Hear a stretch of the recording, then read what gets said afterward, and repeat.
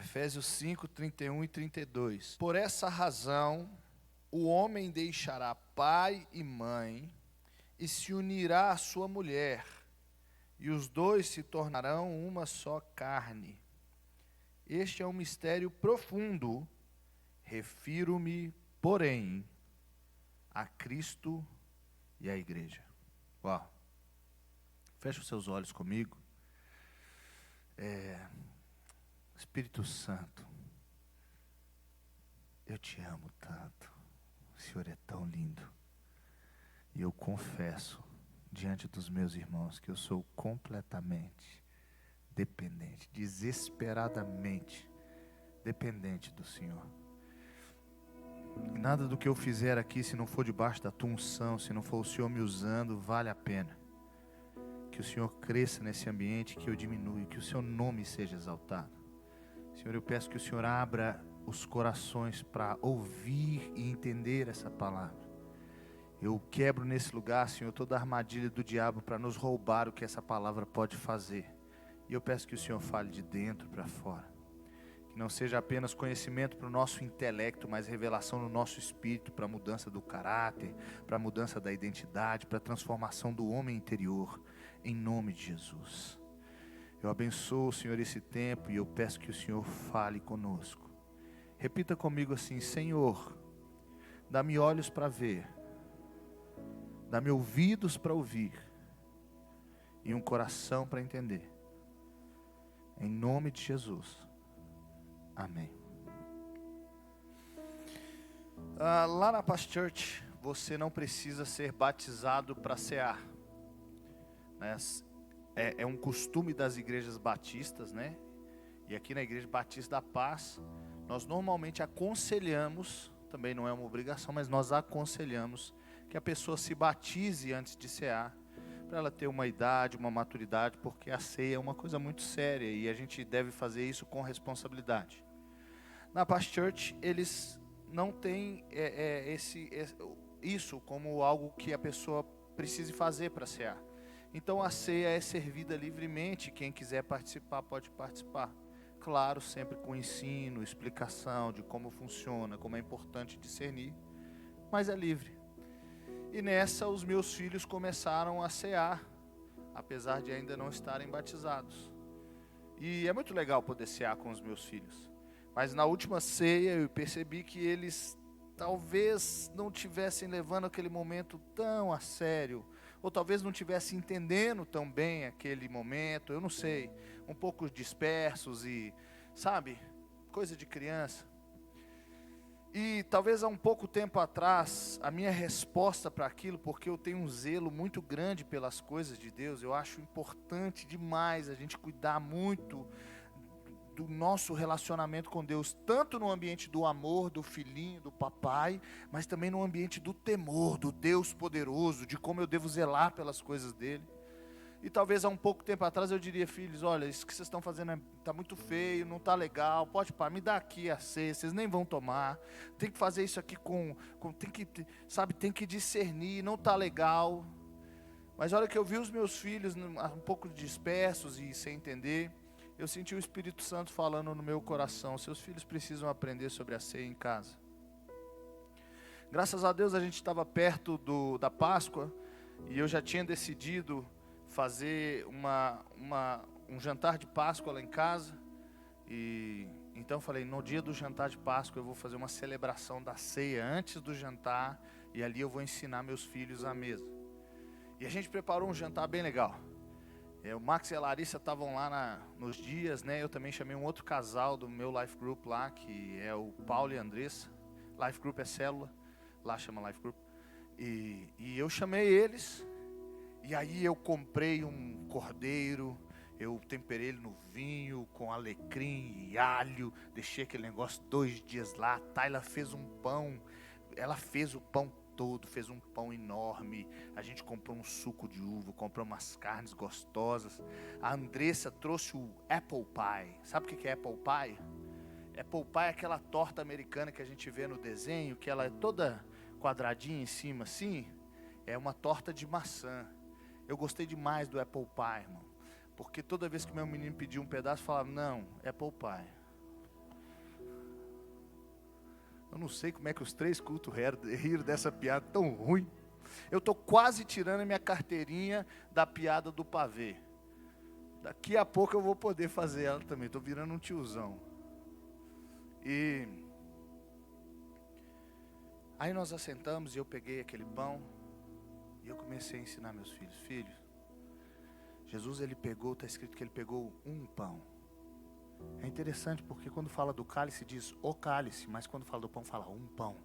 Porque Jesus era o pão. E agora quando ele se reparte, ele começa a entregar um pedaço para cada um dos discípulos, ele está dizendo, esse pão nunca mais será completo, a não ser que nós nos reunemos. Reunemos, Pai? Reunamos. A não ser que nós nos reunamos.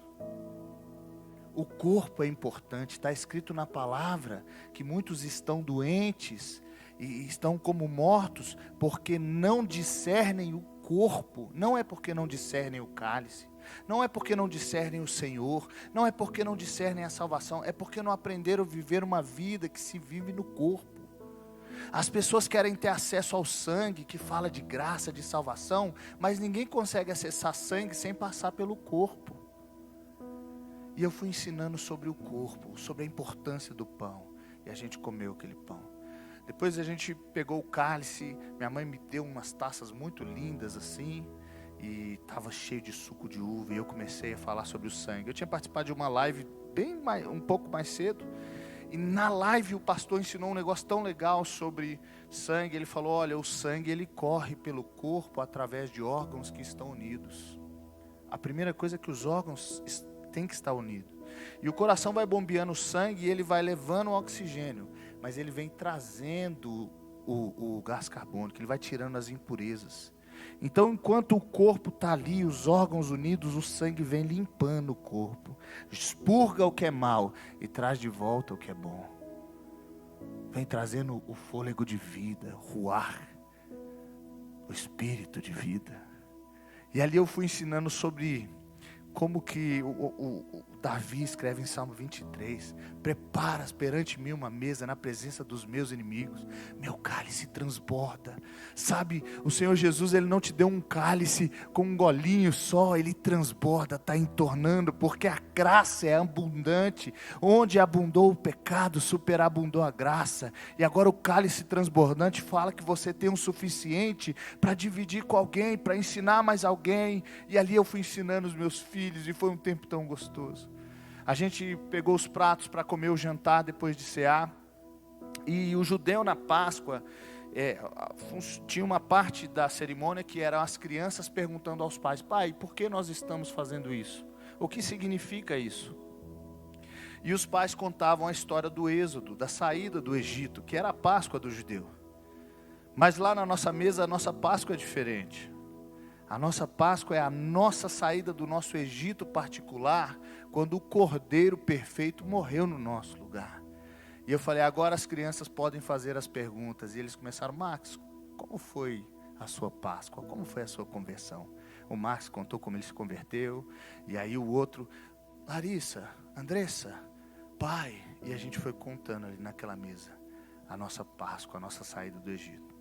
Por fim nós fomos para a sobremesa, foi um tempo gostoso. E aí ficou bem livre para a comunhão. E naquele ambiente de família, de mesa, de simplicidade, a gente conseguiu ter um culto tão maravilhoso, um ensino tão profundo, um tempo tão gostoso. A verdade é que quando Deus decidiu abençoar Abraão, Ele não falou, olha, através de ti eu vou abençoar muito as empresas, eu vou abençoar muito as grandes igrejas, eu vou abençoar as casas missionárias. Não, Ele disse, através de você eu vou abençoar famílias. Gênesis 12:1 está escrito, sai da tua terra, da tua parentela e da casa de seu pai, e vai para a terra que te mostrarei. De ti farei uma grande nação, te abençoarei, te engrandecerei o nome, sê tu uma bênção, abençoarei os que te abençoarem, amaldiçoarei os que te amaldiçoarem, em ti serão benditas todas as famílias da terra. Deus sempre teve como alvo glorificar-se no mundo através da família. Quando ele colocou o homem e a mulher no Éden, ele falou: olha, agora cresçam, porque através dessa família, nós podemos encher o mundo da minha presença e da minha glória. O que acontece é que tudo que Deus quer fazer através de alguém, primeiro Ele precisa fazer dentro. O homem, para se tornar uma família, ele sai da casa do pai e se une à sua mulher. A primeira coisa que Deus fala com Abraão: Abraão, sai da casa do seu pai, cara. Sai do meio da sua parentela, está na hora de você assumir o seu lugar na sua casa. Você precisa ser o sacerdote do seu lar, cara, sai daí. Abraão, deixa eu te falar uma coisa, eu vou te abençoar muito, mas primeiro, antes de eu fazer, através de você, eu preciso fazer em você. Então você seja uma bênção, se tu uma bênção. Então, Abraão, quando você for família e for uma bênção, eu vou poder te abençoar, e através de você, eu vou abençoar outras famílias. Deus trabalha sempre com modelo, com exemplos, e Ele nunca nos pede algo que Ele não está disposto a fazer. Quando Ele pede a Abraão Isaac: Abraão, você tem coragem de me dar o seu filho, o seu único filho? Jesus já era o cordeiro morto. Jesus já tinha decidido no coração se entregar por nós. É a pegadinha do céu: você tem coragem de me entregar seu filho? Tenho. Não precisa. Eu vou te entregar o meu.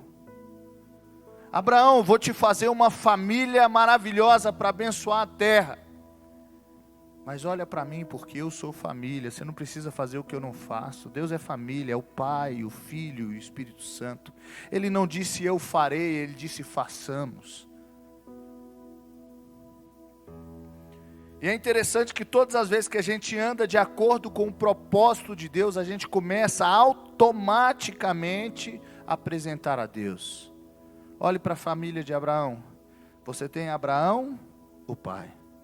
Você tem Isaac, o filho sacrificial que subiu no monte e deitou na lenha. E você tem Jacó, um símbolo que pode ser tido como o Espírito Santo, porque Jacó era um homem que se tornou uma nação, Israel. Assim como o Espírito Santo hoje está em nós e nos faz nação santa, um em todos. Quando os propósitos são cumpridos, Deus começa a ser visto. E é isso que Ele quer fazer na nossa casa. Por isso essa mensagem se chama Deus, o padrão da família. Hoje, é claro, eu vou falar mais especificamente sobre a família nesse ambiente do envio do propósito. O homem, ele sai da casa. Por que ele sai da casa para se tornar um? Porque aquela família cumpriu a parte daquele propósito. E não é à toa que Jesus começou o seu ministério em um casamento. Também não é à toa que ele vai terminar em um casamento. Logo o noivo vem buscar a noiva. Não é à toa, ele não está fazendo isso sem querer. O apóstolo Paulo falou: eu me refiro a Cristo e à igreja. Eu não estou falando somente do casamento natural. Eu estou falando que existe um mistério por trás disso. E esse mistério envolve Cristo e a igreja. Todo casamento bem sucedido, toda família bem estruturada, é uma poesia que revela os céus. O que acontece é que muitas vezes a gente está perdendo os papéis na família. E se perde o papel, perde o propósito. Quem é maior na Trindade? Quem é mais Deus? Qual deles é mais onipotente ou menos? Mais onipresente, mais onisciente? Eles são Deus. E são poderosamente iguais. Mas decidiram assumir papéis naquele ambiente. Como o pastor Jorge um dia disse: discipulado não é alguém vir e te dar uma cobertura. é você como discípulo assumir e se diminuir e entrar debaixo de uma cobertura. Você assume o papel. A família também não tem maior e menor. O homem é maior que a mulher? Não. O filho é menor que o pai? Não. Não é o tamanho, são os papéis. Deus não tirou um osso do pé de Adão para a mulher ser menor, nem tirou da cabeça para ser maior, tirou da costela para andar do lado, para ser do mesmo tamanho. Só que assim como não é vergonhoso para Jesus se abaixar para o Pai e entregar toda a glória, assim como não é vergonhoso para o Espírito Santo se abaixar para Jesus, e Jesus disse, eu falo o que eu ouvi do Pai, e Ele vai falar o que ouviu de mim, e dizer, olha, eu estou dando glória para Cristo, é a função do Espírito Santo. Não é nenhuma desonra e nem vergonha para as famílias se assumirem nos seus papéis.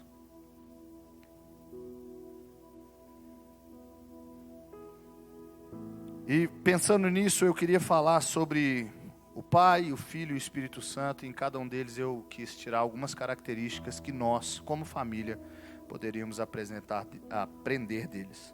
O Pai é o representante da paternidade de Deus.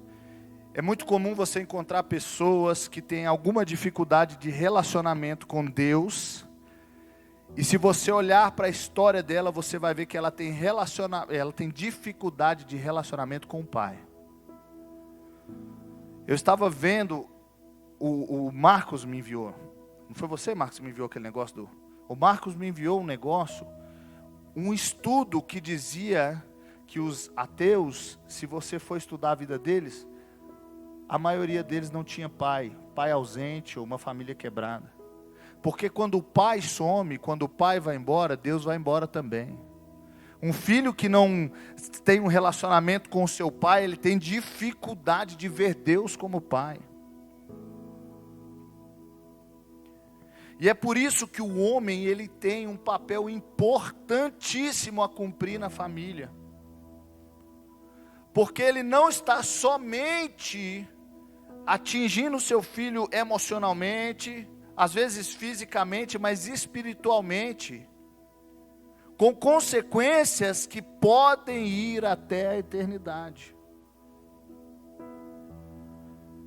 A primeira característica que eu queria apontar em Deus Pai é hombridade. Eu gosto de Deus Pai. Algumas pessoas ficam falando, parece que o Deus do Antigo Testamento é diferente do Novo. Não, Ele é o mesmo Deus. O que aconteceu é que a estação mudou, os tempos mudaram. Jesus falou, vocês não entenderam o tempo da sua visitação. No tempo que Deus Pai veio se apresentar, Ele teve que se apresentar como Pai. O homem, o valente. Pai, quando chega em casa, o ambiente muda. O seu pai chegou, todo mundo some. Papai, benção. Tudo bem? Vira japonês, né? Benção, papai. Aleluia.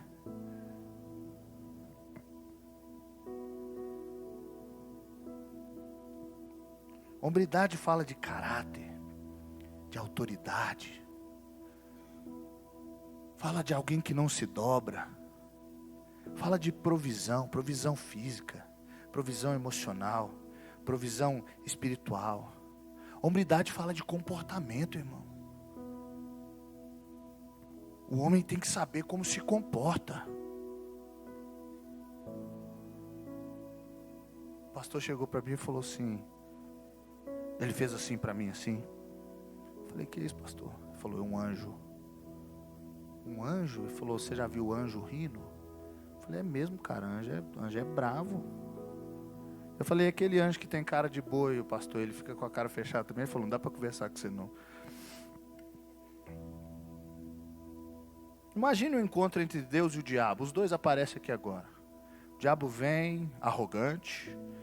Ele vem vestido com uma roupa muito pomposa, anéis de ouro, um cordão de ouro. Ele traz vários demônios para ficar servindo ele aqui enquanto isso. E aí ele põe um trono enorme aqui de ouro e se assenta. E aí logo entra Deus humilde, Humilde, tadinho.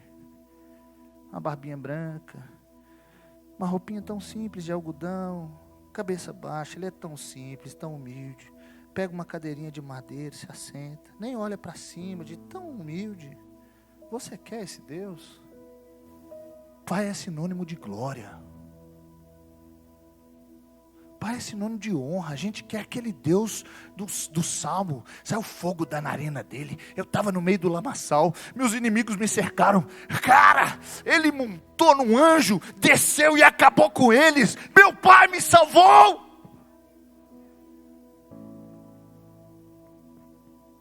Diz que um dia meu pai e meu tio caíram num buraco e começaram a se afogar. Quem que era? O tio Emerson? Jefferson. Aí meu avô pulou lá dentro e começou a afogar também. Acho que catou um pelo cabelo, o outro pela cacunda e não tinha como nadar. E os três afogando ali, meu avô tentando subir no barranco. E saiu. E meu avô falou assim, ou saía os três, ou morria os três. Irmão, a gente precisa disso. Eu já conversei com a Thalia, falei, amor, se eu estiver na rua, tá vendo, eu já estou saindo da mensagem, não vai dar tempo. Irmão, quem quer um pai? Quem quer um pai que não apresenta nada? Um pai que não muda nada? Um pai que não protege ninguém? Um pai que só fica ausente? Um pai que só fica escondido? Quem quer um pai bonzinho? Eu prefiro ter um pai ruim do que um pai bonzinho, irmão. Um pai ruim pelo menos dá na gente uns esculachos e deixa a gente mais forte para a vida. Um pai bonzinho faz a gente virar um sorvete, derrete toda hora. Está escrito que os filhos são flecha na mão do valente. Na mão de quem? Do valente. Põe flecha na mão do cara que não é valente, ele palita o dente. Devolve para aljava, não sabe o que fazer com aquilo. O homem tem que ser valente. Homem de verdade.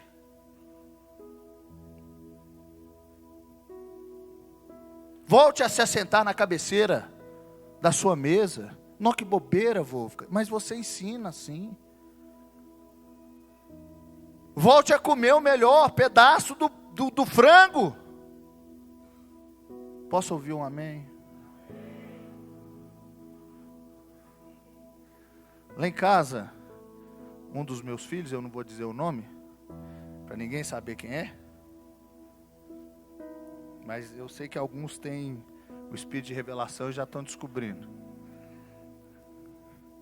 Aí meu filho começou a querer comer o melhor pedaço de tudo. Aparecia a carne, ele pegava o melhor pedaço. Aparecia a pizza, o melhor pedaço. Eu falei, não, esse castelo aqui é meu. O melhor pedaço aqui é meu. Você vai ter seu castelo. Esse castelo é meu. Aqui eu sou o rei. E sua mãe é a rainha. Segura a onda, príncipe. Aí o meu filho tem um coração tão lindo. Aí meu filho começou a partir um pão e... Pai, qual pedaço o senhor quer? Partiu uma pizza e pode escolher, pai, qual pedaço o senhor quer? Quando meu filho faz isso, qual pedaço eu escolho, irmão? O menor. Porque eu não estou lá para comer muito, eu estou lá para ensinar um princípio. Se ele aprender no coração, já não importa se ele come o grande ou o pequeno. Se ele me honra, vou comer os dois.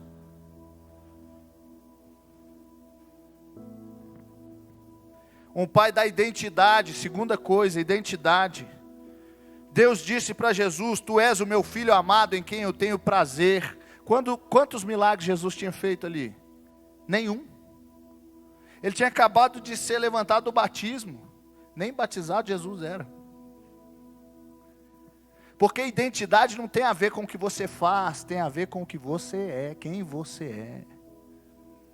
E o pai...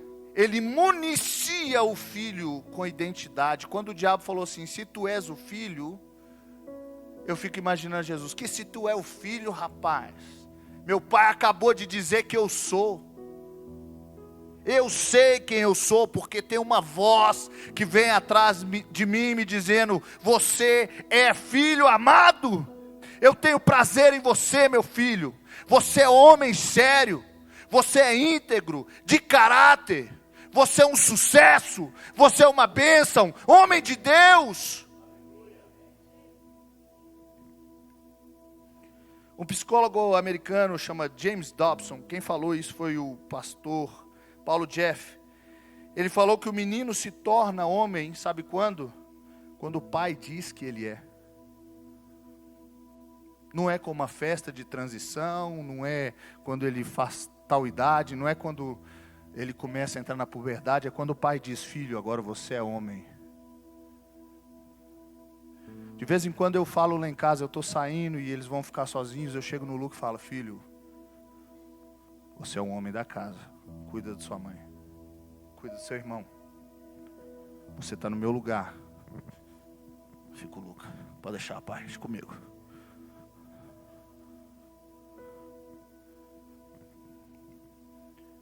Meu pai estava conversando uma vez com ele também e falou assim: Luca, quem é você? Quem você é? Ele falou: eu sou o Luca, eu sou o filho do vô. Não, mas quem você é? Não, eu sou, filho de pastor.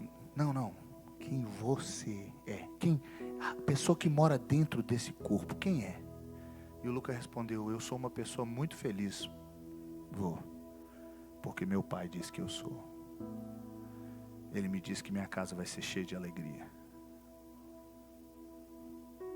Sabia que o filho aprende a ser homem com o pai e a filha aprende a ser menina com o pai?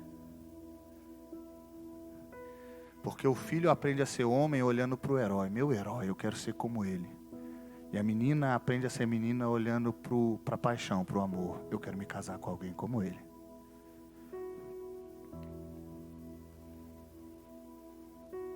Identidade, a forma como você se comporta.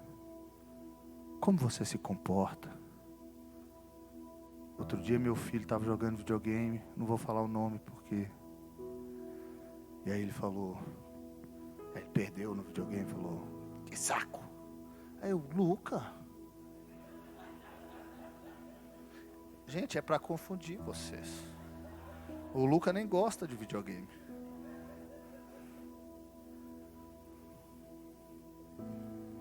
Mateus, você não pode falar essas coisas.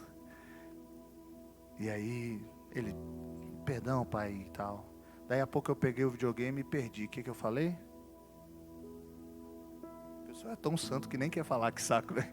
Que igreja santa. Que saco. Ele aprendeu de mim, irmão. Olha que vergonha. Deixa eu achar um testemunho bonito agora para ver se melhora. Terceira coisa, a bênção do pai. A bênção do pai. Os filhos lutavam pela bênção do pai. Você viu o Isaú e Jacó? Eles brigaram, eles queriam a bênção do pai.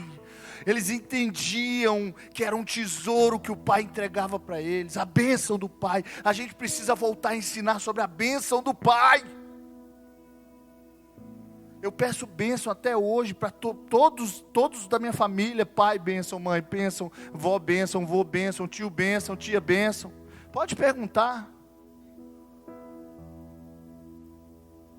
E poderia ser um ritual religioso, uma coisa que eu aprendi, um cumprimento, mas eu já entendi que quando uma autoridade me abençoa, eu passei para um nível mais alto. A bênção precisa vir atrás de mim, porque eu estou recebendo de um lugar de autoridade. Meu avô esteve lá na casa do meu pai tinha feito a cirurgia, já tinha muito tempo que eu não via meu avô mora longe, e aí estava meu avô lá e eu, nossa cara, eu podia tanto pedir para o meu avô me abençoar, cara, eu podia, pedir ele para me abençoar, e aí ele já estava indo embora, eu um pouco sem graça, eu, vô, me abençoa, vô. Meu avô veio, pôs a mão em mim, fechou os olhos e falou: Deus, usa o meu netinho. Quando ele falar com as pessoas, que a tua palavra seja rema na boca dele. Usa ele, Senhor, para ganhar muita gente para Jesus. E hoje eu carrego a bênção do Pai do meu Pai.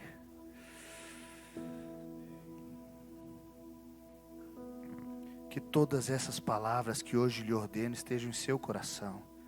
Ensine-as com persistência a seus filhos. Converse sobre elas quando estiver sentado em casa, quando estiver andando pelo caminho, quando se deitar e quando se levantar. Amarre-as como sinal nos braços e prenda-as na testa. Escreva-as nos batentes das portas de sua casa, em seus portões. A bênção você não precisa inventar, irmão. Ela está escrita. Pai precisa conhecer de Bíblia. Ele precisa saber da onde que ele tira o fundamento para o que ele faz. As bênçãos não são coisas da nossa cabeça, elas já estão escritas. Agora olha só, ensine enquanto você está sentado, quando você está deitado, escreva. Mas a primeira coisa é que todas essas palavras que hoje lhe ordeno estejam em seu coração. Não adianta escrever na casa inteira e não ter no coração. Um pai que quer abençoar de verdade, primeiro precisa ter no coração a palavra de bênção. Alguns pais estão perdendo o seu lugar de autoridade, deixando o seu posto para as mães. Mas existe uma bênção que o pai carrega.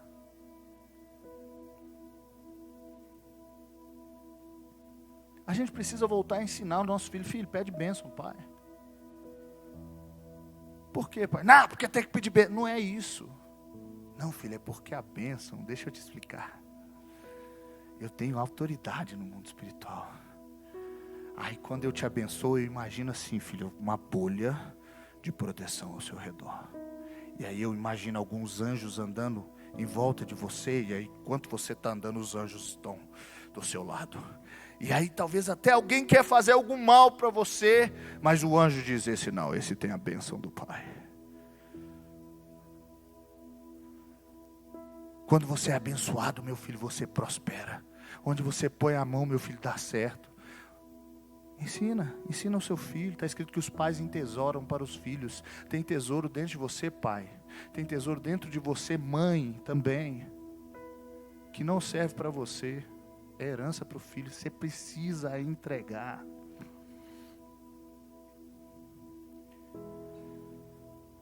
Jesus, o Filho, Jesus é o representante do Filho. O Filho é aquele que está sendo treinado para no futuro se assentar na cadeira do seu pai. Ou a filha é aquela que está sendo treinada para no futuro se assentar na cadeira da sua mãe. Apocalipse 3:21, ao vencedor darei o direito de sentar-se comigo no meu trono, assim como eu também venci e sentei-me com meu Pai em seu trono. Por isso o filho deve se sujeitar à autoridade dos pais, porque nenhuma autoridade vem se não for dada do alto, de cima. Ninguém é promovido por alguém que tem um cargo mais baixo, você sempre é promovido por alguém que tem um cargo acima.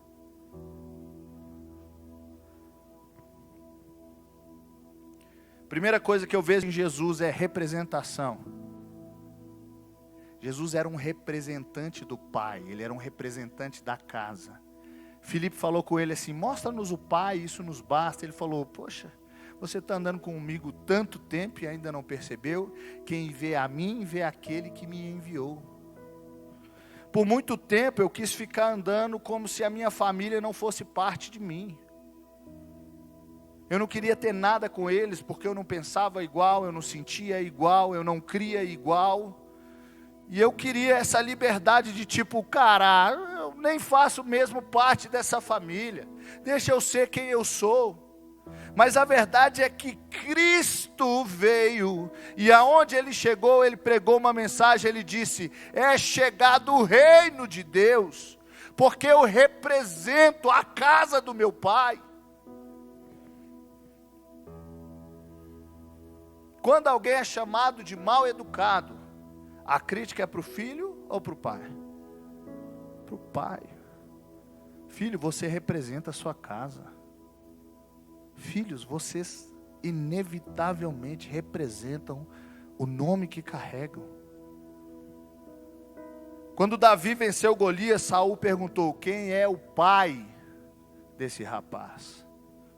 Ele não perguntou o que ele usou para matar, como é que ele fez para vencer, como é que foi que ele pegou a espada do Golias e cortou, como é que foi? Ele falou, quem é o pai? Eu preciso saber quem que esse menino representa, qual casa ele vem.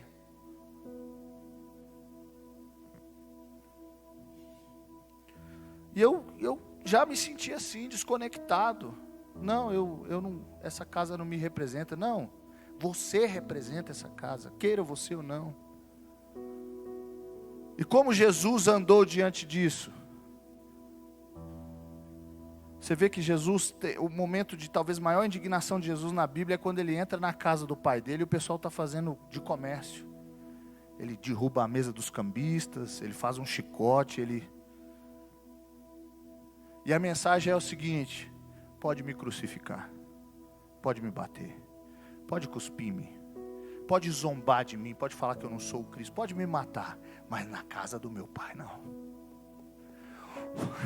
Na casa do meu pai não, porque o zelo pela sua casa me consome. A gente precisa ter como filho isso. Não, peraí, pode até mexer comigo, mas com minha casa não.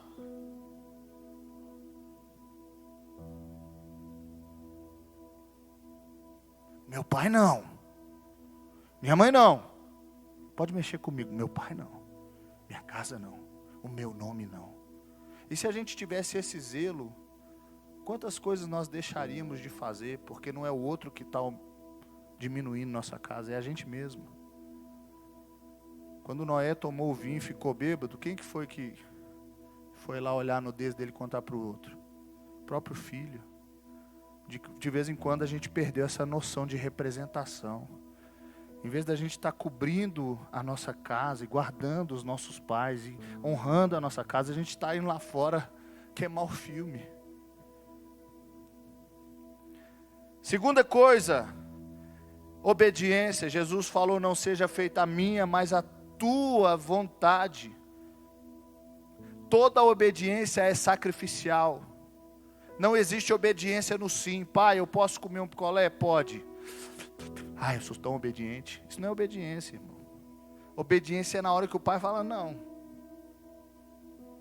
E toda obediência, ela é uma representação do sacrifício. Porque Jesus estava lá e a vontade dele diferia do pai. Ele não queria tomar daquele cálice. Mas ele disse, não a minha vontade, mas a sua.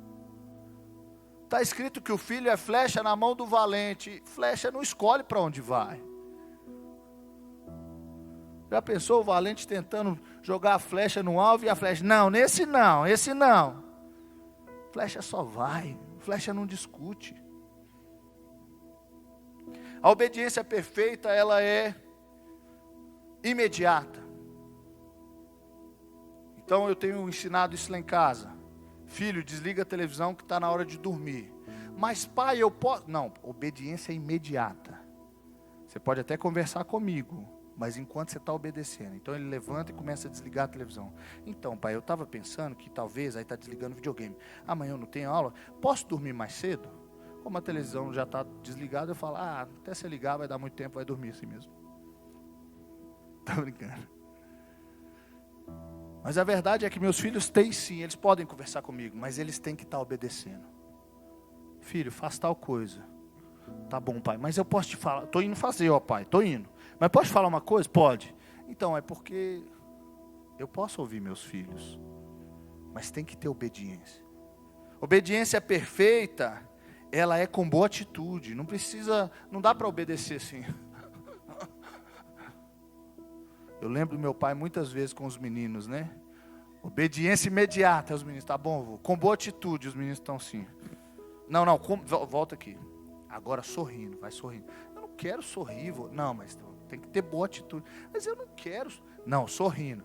Aí, não, esse sorriso está muito ruim. Um sorriso mesmo, tem que... Ia, cara, até fazer os meninos rir, os meninos iam. Obediência tem que ser completa. Tem gente que obedece a metade e deixa a outra metade para trás. Obediência, filhos, é completa. Obedeça em tudo. Obedeça inteiramente. Obedeça integralmente.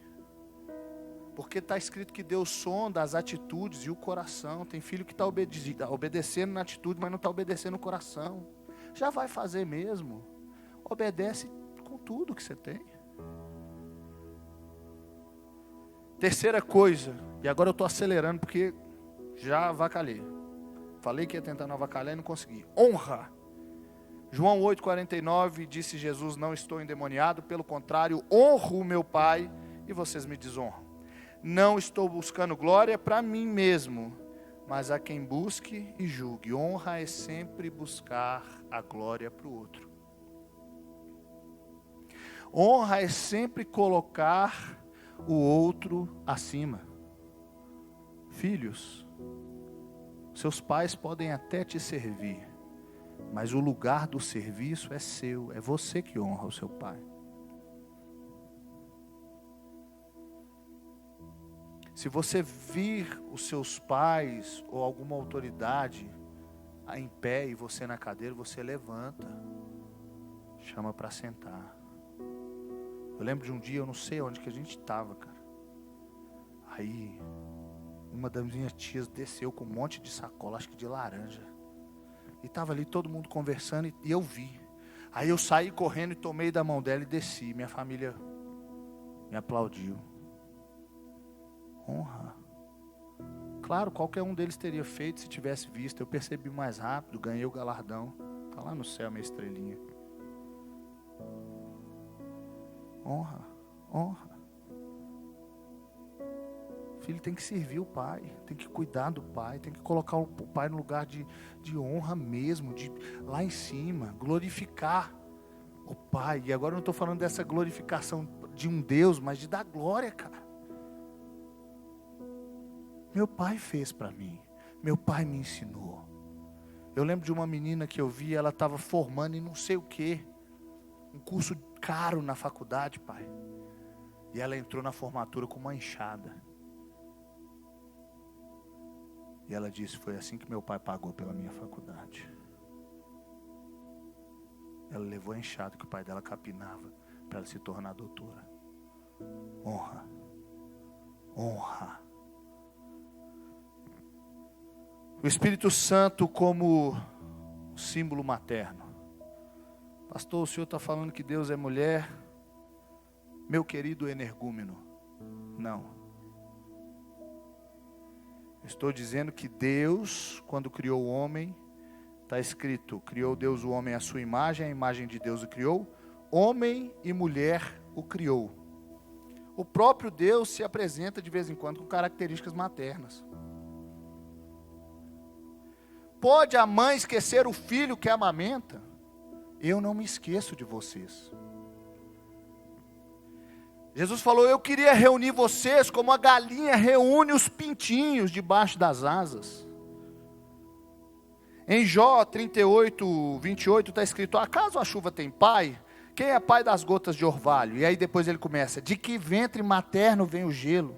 E quem dá à luz a geada que cai dos céus? Então Deus ele vem com essas características paternas, mas ele também vem com características maternas. Então quer dizer, pastor, que eu como homem posso buscar a minha feminilidade? E eu como mulher posso buscar a minha masculinidade? Não, irmão. Deus arrancou a mulher de dentro do homem. Sua feminilidade está no seu cônjuge. A sua masculinidade está no cônjuge. Juntos vocês serão uma só carne. Você está procurando feminilidade no lugar errado. Está no cônjuge. Amém? E é claro que para falar sobre o Espírito Santo, a Tayla, que é muito mais parecida com o Espírito Santo, vai falar para a gente agora. Amém, glória a Deus. Privilégio poder falar a respeito do Espírito Santo, né? E eu queria compartilhar com vocês rapidinho algumas características do Espírito Santo que a mulher deveria copiar, que estão lá, para que a gente possa copiar e ser um diferencial na nossa casa, amém? E ao longo desse tempo eu tenho aprendido algumas coisas a respeito de ser mãe, de ser esposa. E é claro, eu não tenho 100% de sucesso nisso, eu ainda estou aprendendo. Mas eu queria poder compartilhar com vocês. E o Espírito Santo, ele tem várias características, né? Mas como eu disse, eu vou compartilhar 3. E a primeira dela é ser amigo íntimo. A mulher tem essa capacidade de conseguir cativar o coração da sua família. Lá em João 14,16 diz: e eu pedirei ao Pai e Ele lhes dará outro conselheiro para estar com vocês para sempre. O Espírito Santo é nosso amigo. É aquele que de forma intencional se relaciona com amigo, é aquele que de forma intencional se relaciona com pessoas, se importando com o que elas gostam e constrói um ambiente de amizade em que as pessoas podem se abrir e conversar sobre qualquer assunto. Isso é amizade. E se a gente for de forma intencional amigo, por exemplo, dos nossos filhos, amiga dos nossos filhos, a gente conquista o coração deles. O Luca, por exemplo, ele ama assistir filme. E qualquer pedacinho do dia que ele encontra, ele fala: mãe, dá pra gente assistir um filme? E sempre que eu posso, eu sento, eu faço a pipoca de cinema que ele gosta, que põe uma manteiguinha por cima. E a gente assiste um filme. A gente joga os joguinhos que ele gosta. O Uno, que ele ainda não ganha de mim, mas ele tá chegando lá. O Mateus, eu não sei quem já assistiu aquele meme, aquele Reels que fala que o pai tem que ser um Google. Eu preciso ser um Google para o Mateus. Porque o Mateus chega perto da gente e fala: mãe, uma pergunta. Ele procura informação na gente o dia inteiro. Como que os peixes que vivem em tal lugar são tal? Eu falo: meu filho, eu não sei. Mas a gente pode pesquisar. E ele ama sentar e pesquisar. E às vezes eu passo um tempão com ele pesquisando coisas sobre animais, sobre antiguidades. Ele adora ver coisas de antiguidades. Mas nesse ambiente a gente constrói um espaço com nossos filhos, onde eles querem ser eles mesmos. Que muitas vezes eles vão ser com seus amigos de escola. Mas nós temos acesso a esse ambiente. É claro, eles nunca vão poder perder o senso de autoridade. Nós somos autoridade na vida deles. Mas também podemos ser amigos. E quando nós construímos esse ambiente, nós ganhamos autonomia para enxergar a personalidade dos nossos filhos. Para perceber quando eles não estão tão bem. Quando eles estão tão tristes. Às vezes os nossos filhos estão passando por coisas que a gente nem sabe, né? Mas quando a gente investe tempo em conhecer eles de verdade, a gente fala: opa, tô achando o Luca um pouco tristinho. Comenta com o marido: amor, acho que o Mateus não tá legal. Porque a gente investiu em conhecer o filho da gente. E aí nós não somos só aquele ambiente de correção, mas também um ambiente de consolo dentro de casa para os nossos filhos. E da mesma forma que muitas pessoas que têm um relacionamento com Deus, que ele foi quebrado, e ele não, com o pai que foi quebrado e não consegue se relacionar com Deus, a pessoa que tem um relacionamento quebrado com a mãe pode ter dificuldade de se relacionar com o Espírito Santo. Agora com o Wolfgang, por exemplo, eu sei que às vezes ele tem tantos assuntos que seria muito mais divertido ele conversar com os amigos dele sobre música, sobre jogos. Irmãos, eu não entendo nada de música. Eu falei isso aqui já. Que para mim é andar para trás e para o Wolfgang é nota musical. Mas de forma intencional eu sei as letras da música que o Wolfgang toca. Eu aprendi a gostar de algumas bandas e alguns artistas que ele gosta. De verdade, eu aprendi a gostar. Eu sei nome de jogos, eu sei às vezes a história de alguns jogos. E não gosto de jogar videogame, mas às vezes ele fala: amor, assiste comigo. E eu sento lá. E eu acho muito legal, porque eu sei que meu marido ele pode ser o meu amigo também. E esse lugar de amizade que a gente constrói com o nosso marido estreita os nossos laços. Porque um dia os filhos vão embora, a beleza física vai acabar. E se a gente não investir em ter uma amizade, nós vamos ser dois velhos ranzinzas dentro de casa que não se suportam. Ou o que é pior, talvez a gente vai não conseguisse suportar antes de ser velho, porque a amizade não foi construída. E o casamento acaba muito antes disso. A segunda característica que o Espírito Santo tem, e eu acho essa uma das mais incríveis, um atributo que a mulher pode copiar, é transformar o ambiente da casa. Assim como nós somos morada do Espírito Santo, e Ele é aquele que transforma as pessoas de dentro para fora, apaziguando as nossas inquietações. Nós, mulheres, temos esse poder de transformar os ambientes. Em Gálatas 5:22 fala sobre os frutos do Espírito: amor, alegria, paz, paciência, amabilidade, bondade, mansidão, fidelidade, domínio próprio. Isso mostra um lado muito emocional e sensível. E tem pessoa mais sensível e emocional do que a mulher? A mulher, ela está atenta aos detalhes. Eu e o Wolf, que a gente começou a colocar os móveis na nossa casa, lá em São Paulo. E ficou muito legal. E aí colocamos o sofá, a mesa, umas poltronas. E uau, ficou lindo. O Wolf achou lindo. Mas eu ficava olhando e falava: nossa, queria uma almofada agora em cima do sofá. Queria um arranjo em cima da mesa. Eu queria uma mesinha do lado. E, cara, a mulher, ela está atenta aos detalhes. E esse foi um ambiente da minha casa que eu negligenciei demais. O cuidado com a casa, a atenção aos detalhes, o tempo de qualidade com os filhos. E o Senhor vem me chamando a atenção ao longo do tempo. E de forma muito mais firme, depois que a gente foi para São Paulo, o Senhor realmente me colocou dentro de casa para amar esse ambiente. E de fato eu tenho aprendido a amar e desfrutar desse lugar. A mulher, ela tem uma sensibilidade incrível. Ela sabe quando o marido está mal-humorado. Ela vai e fala com os meninos: ó, fica quietinho, seu pai hoje não está bem. A mulher, ela tem a sensibilidade para acalmar o filho quando ele se machuca. A mulher, ela tem a habilidade de ser, a identidade de ser influenciadora. Eu ouvi isso da pastora Andréia. A mulher, onde ela está, ela influencia o ambiente. Eu fui fazer compra esses dias e eu vi uma frigideira na promoção e eu falei: nossa, que barato! E aí comecei a olhar e tal para pegar uma e chegou acho que umas 3 mulheres. Eu não falei nada, mas eu influenciei aquelas mulheres porque eu vi que elas pegaram a frigideira também. Isso Deus colocou em nós. E se a gente olhar para a Bíblia, a gente vai ver a história de uma mulher incrível que influenciou a sua casa e salvou a sua nação. Esther quebrou todos os protocolos. Ela acessou o coração do seu marido e ela conseguiu salvar uma nação inteira. Mas o contrário também, a palavra diz que a tola com as próprias mãos destrói sua casa, enquanto a sábia edifica. A gente precisa ter a sabedoria de edificar os ambientes que o Senhor nos deu.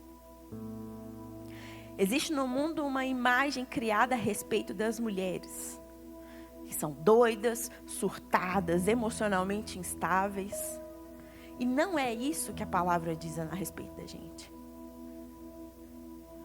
Nós somos sábias, é o que a palavra diz. Nós somos doces, nós somos respeitosas.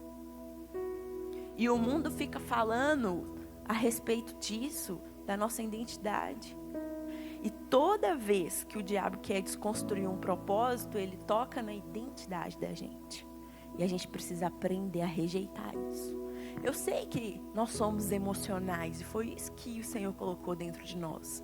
Mas nós não somos descontroladas. A nossa identidade é aquela que carrega o ambiente da nossa casa e transforma naquele ambiente de alegria.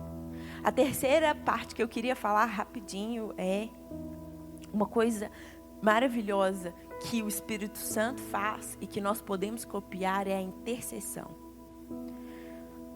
Mas o próprio Espírito intercede por nós com gemidos inexprimíveis. Está escrito em Romanos 8, 26. O homem é o cabeça da casa.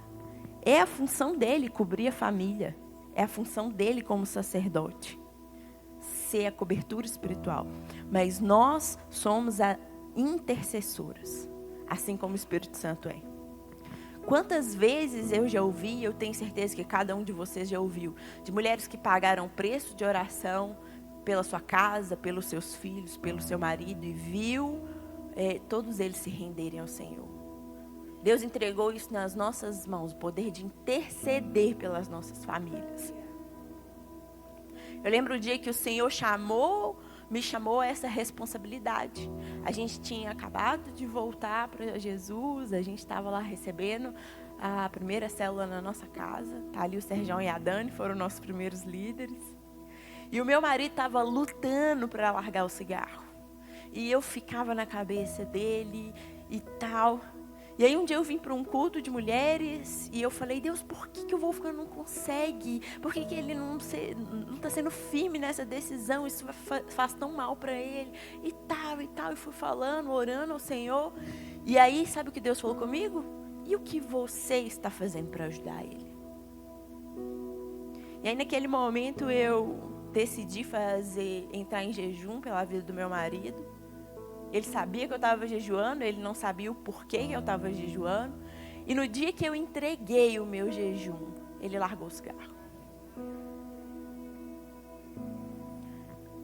Porque o mundo espiritual anseia pelo nosso posicionamento a respeito dos papéis que Deus entregou nas nossas mãos. Deus espera que a gente tome esse lugar. Nós mulheres entendamos que nós podemos ser intercessoras dentro da nossa casa. O Espírito Santo é muito lindo. E nós, mulheres, temos o privilégio de poder ter na Trindade alguém com as características que nós podemos copiar e ser uma bênção nas nossas casas. Amém? Glória a Deus.